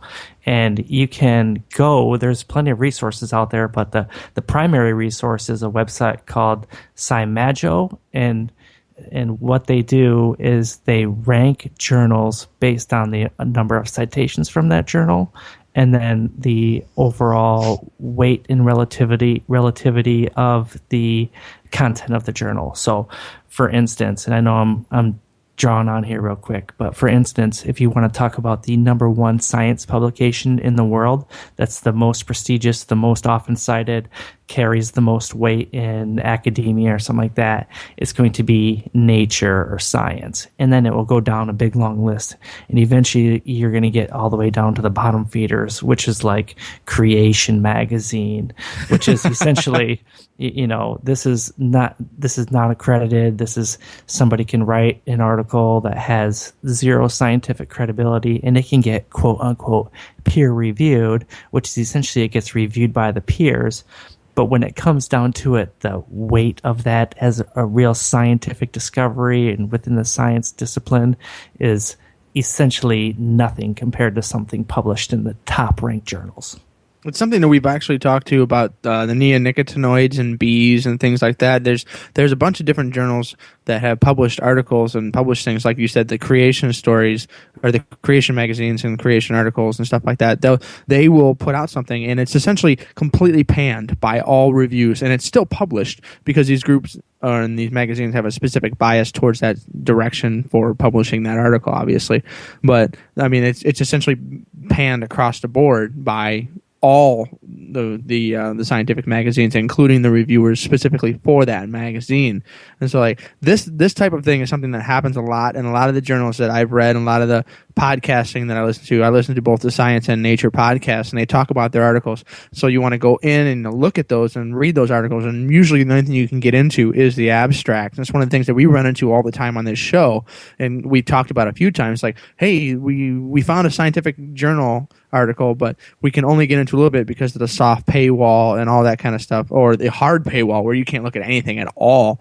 And this is one of the issues that we deal with because there's almost a separation. There's a wall between the average person who's interested in science and technology and whether or not there's a good article and being able to look at this kind of stuff as a professional. And so I'm going to guess this is probably somewhat what Chris is interested in as far as when he wanted to bring this story up as far as the Reddit thread was concerned, because there's almost a disconnect between what's real, what's not real, and then we hear a scientifically reviewed, peer-reviewed article. We just on most of our sites that have a trust in the basics and the tenets of science that this is going to be a good thing. Mostly it's true, but there's some questions in here that we have of whether or not this peer review is of high quality. So I guess, Chris, what did you find as far as whether or not this peer review is even high quality or I guess safe enough to cite anymore? Well, there's a couple of things here, that we can get into, right? There's a couple of different methods, different ways we can look at this, and the Vox article led to a Slate article called "How Gobbledygook Ended Up in Respected Scientific Journals," and I know it's actually an amazing, amazing article actually, but yeah, you're right. It's sad. It's sad because there's a lot of bullshit getting into scientific journals. And so the Slate article actually goes into a little bit more detail, and they talk about how there's a MIT graduate student and how they created this website called SciGen, which was mentioned a little bit earlier, and how it randomly generated fake papers. And so thanks to SciGen, for the last several years, computer-written gobbledygook has been routinely published in scientific journals and conference proceedings. And so that's where I'm going with this, is saying, holy crap, we now can demonstrate. And we have a link for everybody listening. That's what you should do right now. Stop listening to us. Actually, don't. While you're listening, flip screens, and you can go to SciGen, and it's called an automated CS paper generator. And you can literally put authors' names in and hit generate, and it'll actually generate some sort of a scientific paper with your name on it. Which means that you, I, and Jim are going to have a paper by the end of this episode. We could, yes. We could very easily. And that's the thing, though, right? If anybody can do this, if anybody can actually generate this, right, that's insane. And that's what the Slate article talks about. It talks about how impressive these computer programs are at creating gibberish, but how they're so widely accepted that these papers are getting into other areas. Now, that's not the only issue here, though, Hannah. That's not the only issue. The other issue is the fact that we have popular scientists who are talking about things that are so overwhelming, right? Richard Dawkins, I saw Richard Dawkins when he came to Grand Rapids, and he didn't even get into all the biological evolutionary processes. But he started talking about things I'd not even heard of, right? Things that are just like, I don't know, tremor words or something like that I would see in a meme or something like that. They're not anything that I've done research on. And that's the other issue here, is that they have these people, you have to be a certain education level to understand what they're talking about. And then they talk about how there's a bias, right? If you hear Richard Dawkins, the first thing you're going to think is sexist. But the second thing you're going to hear and think about is biologist, right? An amazing biologist. And then what happens? Well, if you know who Richard is, what do you think your automatic bias is here? Well, I'm going to accept what he has to say. Well, it doesn't mean he's right. We need to actually, look at whether he's right or whether he's wrong. And so that's the second tangent to this whole conversation. Well, they try to talk about keeping everything anonymous, so you don't know the author's name who wrote the article, and also the author does not know the name of the people who are peer reviewing the articles. And I don't think this is something that's incredibly difficult for these people to actually do, just to keep separate. But where you're running into an issue here is we talked to Abby Smith about this when she talked about her virology and the stuff that she was doing as far as discovering new things in her research.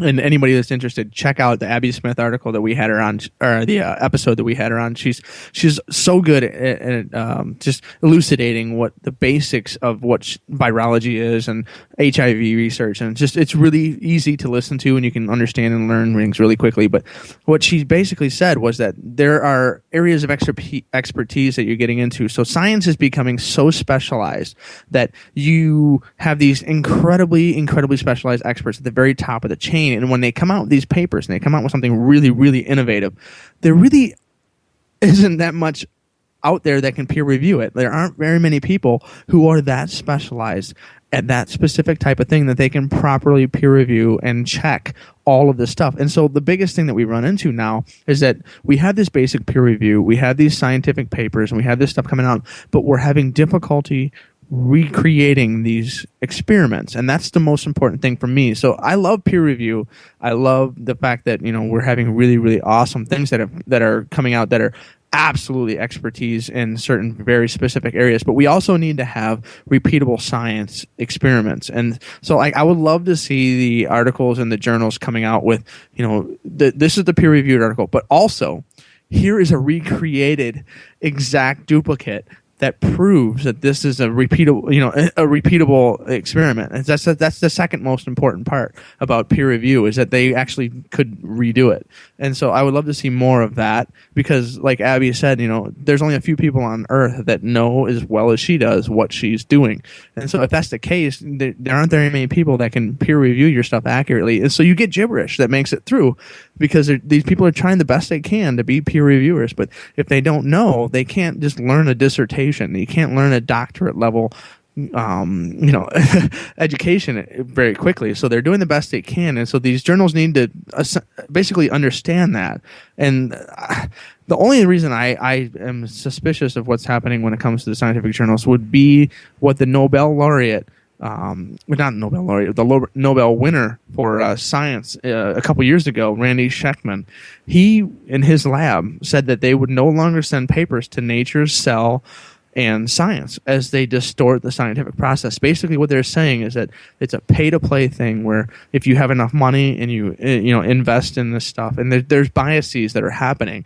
And so what he's saying is that the top journals are there. You put enough money and you put enough, if you get enough prestige, you get to go through that initial gatekeeper type thing. Like if you don't publish in Science, in Nature, or in Cell, your paper is considered not as high priority. Well, it may be, but maybe you didn't donate enough. Maybe you didn't get into the Ivy League school or whatever. So like these types of things are happening at the top level of our scientific journals, and those are things that also need to be addressed. And that's where I would take the peer review stuff. Is it needs to be fixed to get rid of some of this bias that we're seeing.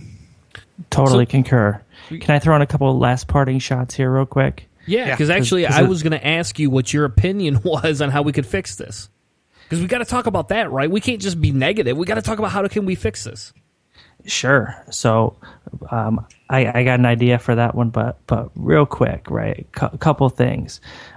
We talk all the time, especially in the secular progressive movement, about being skeptical about everything, and this comes back to being even skeptical about the things that confirm our own biases, and not falling trapped to the confirmation bias that we criticize people of religion for. So personal vigilance and intellectual honesty are key within those who are skeptically minded, even when it comes to science.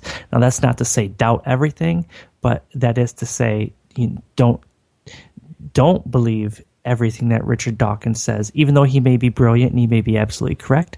Go out and read and intellectualize and really digest. And you don't have to get a doctorate to understand most of the things he says. Maybe some things, yes. But be skeptical and be hungry for knowledge. The second thing I wanted to say is Hannah's absolutely right. There is a I don't want to call it a pay-to-play type scheme for the top-level journals, but part of the problem is that if you are not publishing in the top tier journals, you are less likely to get that grant money that you've been writing for the past 2 or 3 years to fund your experiment. So it all comes down to money. You know, you could work for Harvard, or you could work for Indiana University, or you could work for, you know, whatever college, you know, as a researcher.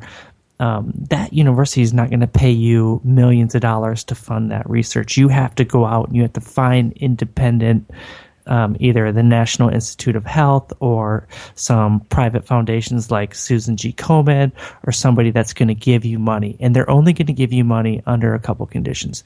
Number one, if you're doing novel work, so something you don't get paid to do what somebody else did and verify their results.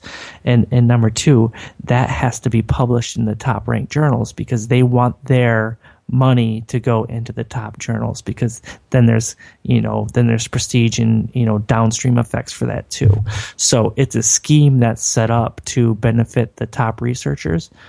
So as a young person, which I'm not, but as a young person out there, if you might be listening to this, getting into the science, what you really have to do is you need to anchor yourself within the scientific community on people that have prestige, that are able to get grant monies.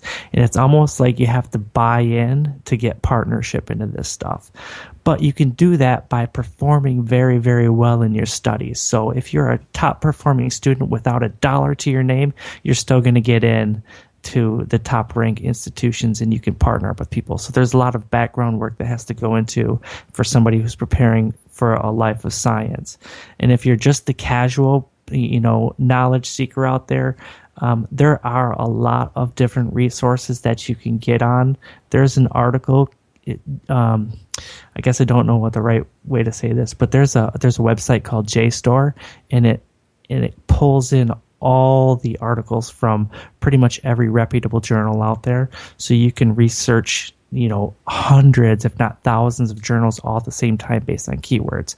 So if you want to talk about nicotinoid receptors and bees and things like that and see that, you can go to JSTOR and you can search those keywords, and you can pull up hundreds of articles at the same time. And some of them you only get the abstract, but some of them you can get the full article. And if you're a university student, most universities will have a subscription to JSTOR, and you can get the full article for absolutely free. So there's lots of good resources out there, but it comes back to kind of what I was going on, being skeptical about the science and doing your own reading and learning. And number two, being hungry for that. You know, you got to have the drive to want to do that stuff. Yeah. So, well, I would agree with you on that. If you don't have a drive, you're not gonna you ain't gonna do shit. I always say that you need to read the people that you disagree with. So, like, don't read only the Four Horsemen, right? Don't read only Dawkins, Dennett, Hitchens, and Harris, right? Read some of the people that you don't really understand. Read some of the apologetics. Read some of that stuff. Or, as far as the science is concerned, like, read anyone who is saying that the scientific consensus on climate change is incorrect. Read what they say. Learn what their arguments are, and find out more. But go challenge yourself. And then when they have a question, like, let's say a scientific denier for climate change puts an argument forth that you don't have an answer for, now you have something to learn for, and you have something to seek out, and you got an answer, and then you can deal with that better. You're better prepared for all of those arguments. Like, challenging yourself as opposed to just confirming your bias is a very different thing. And I've been challenged, like I said earlier in the episode, from my family. Every time I go to the family gatherings or whatever, it's not adversarial, but it's implied. I do have to deal with a lot of conservative and Republican stuff, and so I guess that not nearly as much as what Chris would, as far as his family is concerned. But it's whether or not you guys even talk about politics at your family gatherings. But I mean, those types of things are important, so that you can properly enunciate your position, so that you really know what you're doing. So, like, if you're a thirsty person and this is not your profession, challenge yourself with people that you wouldn't read would be the best place I would say to go with this, because the average person listening to this, they're not going to just chalk up a couple of scientific journals and just be like, oh yeah, I get that completely. You can learn from the abstracts, and you can learn from the other articles written about those papers, which is usually what we do. Is we read the I love science. I don't want to throw the F word in there because we might save possibly the explicit tag on this episode or not, but like when you read some of those articles, they kind of do a summary of the scientific journals, and then you can catch the gist of it, which is almost as good. Yeah. Well, and as we wrap up here, the articles did actually talk about solutions too. They talked about double-blind peer-reviewed studies. And Timothy Duganan, and I'm just going to say it because I don't know if that's correct or not, but he said this. He said, we know that scientists make biased decisions based on unconscious stereotyping. So rather than judging a paper by the gender, ethnicity, country, or institutional status of the author, which I believe happens a lot, he says, it should be judged by its quality independent of those things. And so a double-blind peer-reviewed study will do that. It, like you were saying earlier, it takes out that personalization. It takes out that knowledge of who it is, where they are, where they're going to go, how they're going to do it. It takes all of that out. Yeah, there shouldn't be any information on the author of the paper, and there shouldn't be any information on the reviewers of the paper, because all that does is cause problems. They should be completely and totally anonymous. Yes. And you're never going to get away from 100% bias. You're just not going to do that. You and I both know that. I mean, as much as we say we're skeptical, we are. And we're probably more skeptical than a lot of people are. But, I'm biased to certain things, such as death metal and Bernie Sanders. And so, there's a slight bias I have. It's just a fact. But the other solution was Colin, I'm not going to try and pronounce his last name, but this gentleman named Colin M., he wrote in Nature, he says, what we need to do is halt the avalanche of performance metrics.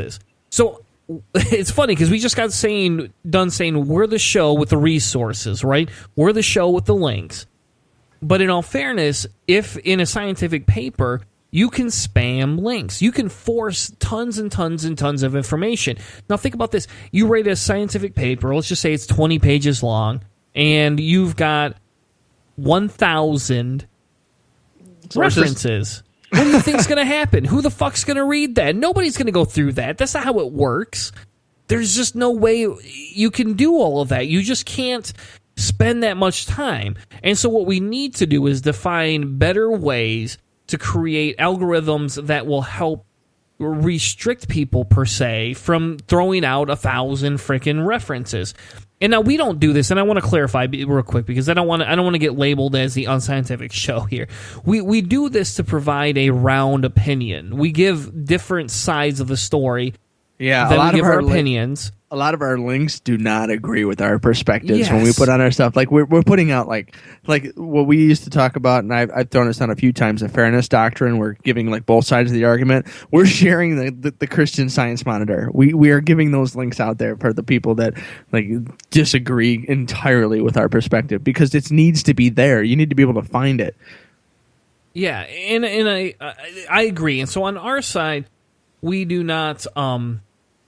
You and I do not do this as a reason or a way to over spam the science articles. We do it to allow people to have an opinion and to make their own decisions. Yeah, it's not intentional that we give 1,000 links for every episode.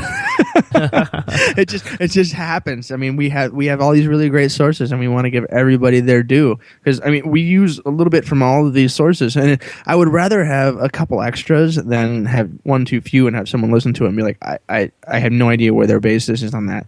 Unfortunately, there's finding that happy medium in between where everybody's happy is always difficult. Well, with that being said, we got to end the show. We want to wrap up in under 2 hours, given that Hannah has a sick baby, and Jim and I have to work tomorrow morning, because we know Hannah's just a slacker. He doesn't have to work. But before we wrap up, we want to give Jim in all fairness the last say, because he was our special correspondent, and he did the research for us. So Jim, you get the last say for the episode. Slash is awesome. In all fairness, though, Jim, if there's any place people can get a hold of you or find you at, if they have more questions about Slash or they want to ask your opinion about what we've talked about tonight, how can they get in touch with you? Facebook. Facebook. Jim Dells on Facebook. I'm all right. Pretty open. Pretty open? That's good to know. I don't do Twitter because I get into too many Twitter wars. You got to get back into Twitter, man. Got to get back into Twitter. We'll see. No, don't do the Twitter. I hate the Twitter. Oh my God, Hannah, I'm gonna mute you guys in just a second. I had the mute capability this time on my side. Yeah, you do. All right. I'm gonna tweet you muting me. You could. Anyway, thank you all so much for listening to the show tonight. Thank you for sponsoring us on Patreon or sharing our content. We love it when you share our content and interact with us. If you made it this far to the end of the show, send us an email, tweet at us, throw us a Facebook like, throw us a Facebook message. That I can't even pronounce that. Tell us your opinions, your thoughts, because they're valuable. We want to improve the show and bring better, entertaining content to everybody out there. Because we know Hannah's boring. Jim's not, but Hannah's boring. But anyway, that is it for us here at Cellar Door Skeptics. We will be back next week with another amazing show coming to you right after Christmas. Thank you. Have a good night, everyone. You've been listening to a presentation of Cellar Door Skeptics. Check us out on Spreaker, cellardoorskeptics.com.